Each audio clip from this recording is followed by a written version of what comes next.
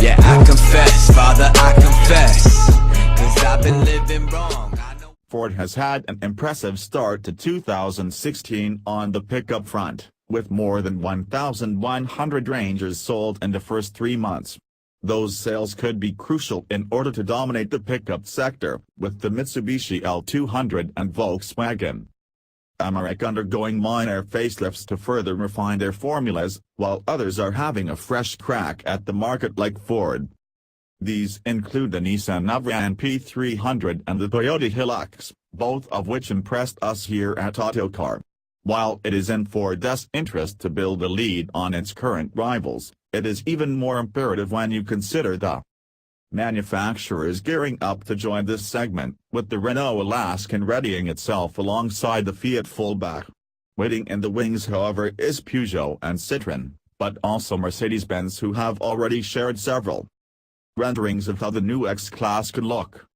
So, Ford had to get this midlife facelift Ranger right, and the first step was to go through the old model thoroughly, and in doing so, it has enhanced the equipment levels on all 4 trims.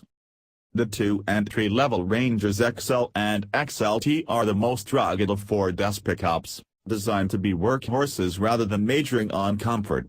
There are also 3 body styles to choose from too, with regular, super and double cab models all available.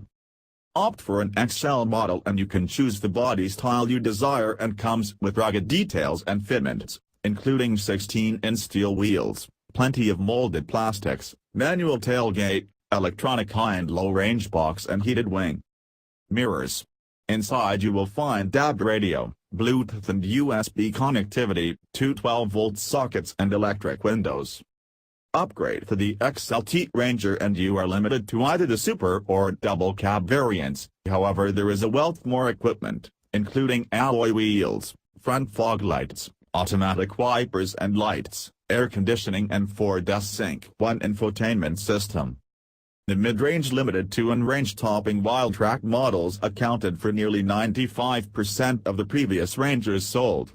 These now get numerous additions, with Ford's Sync 2 infotainment system, reversing camera, traffic sign recognition, adaptive cruise control, collision mitigation system and lane assist being among the technology now available. The later also gains bigger alloys, sat-nav, aluminium roof rails and numerous titanium exterior trim.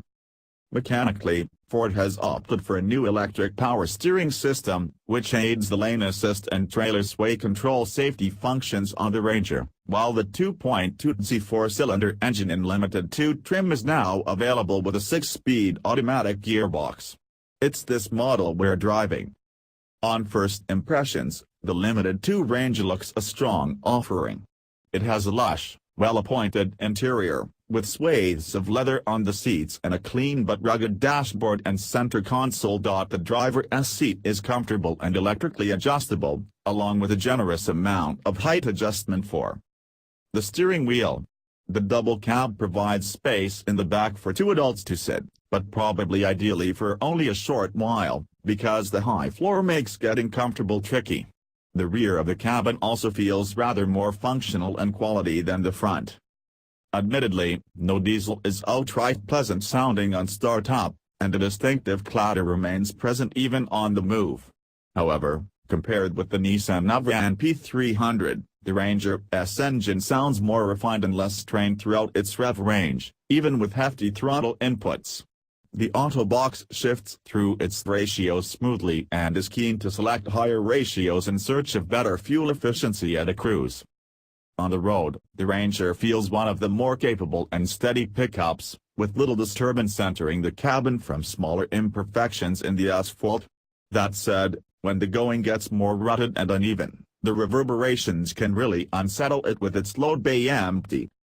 As for the Ranger's carrying and towing ability, arguably one of the most important figures for buyers, the double cabs are able to haul 1,081 kilograms in the back, while the automatic Navara we tried has a slightly lower maximum payload of 1,052 kilograms.